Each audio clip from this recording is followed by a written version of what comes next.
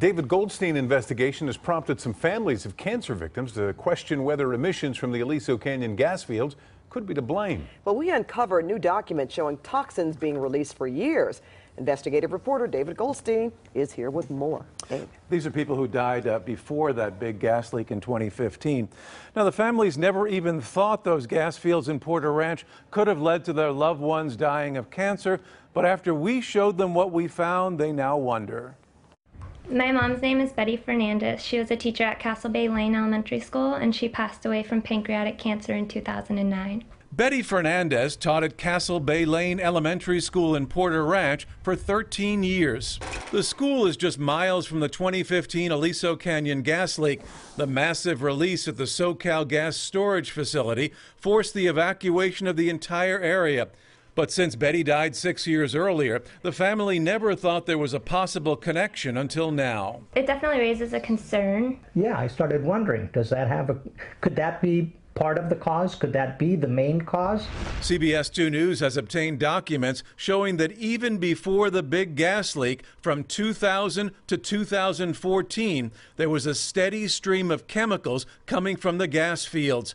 This graph shows the spikes of formaldehyde according to SoCal Gas's own emissions data filed with the state. Is it troubling in your mind? Yes. We took the data to Dr. Michael Kleinman, a professor of environmental medicine at UC Irvine.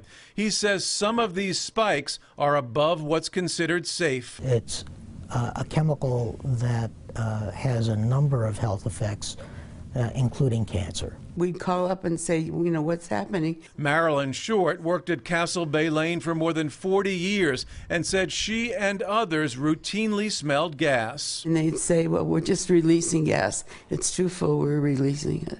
I think they're lying to people. Susie Kimmel was a teacher at Castle Bay Lane for 27 years. 1 year after the gas leak, she was diagnosed with bladder and bone cancer, but wonders if she was exposed to toxic emissions over all those years. And I would call the office and say, my room smells like gas, the hallway smells like gas. 2 weeks ago, Susie died. It scares me that there's a lot more people that are going to get sick.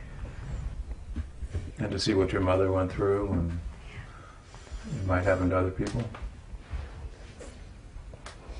According to the National Institutes of Health, formaldehyde not only can cause cancer, but has toxic effects on the skin and respiratory system. It does concern me. Eileen Cipriano was a teacher at Castle Bay Lane, and so was her partner, who died of cancer in 2015 before the big gas leak, and she worries about her health.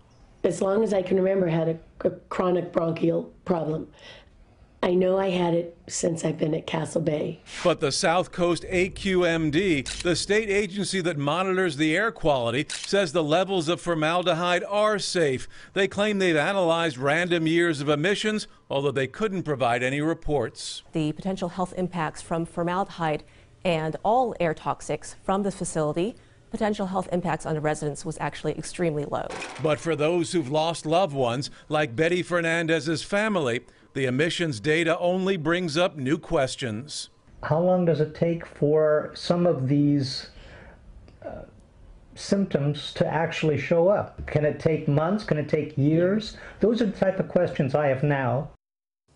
Well, SoCal Gas released a statement saying the storage fields are in compliance with all state laws. Now, those fields have been shut down, at least temporarily, since that gas leak 2 years ago. Rick?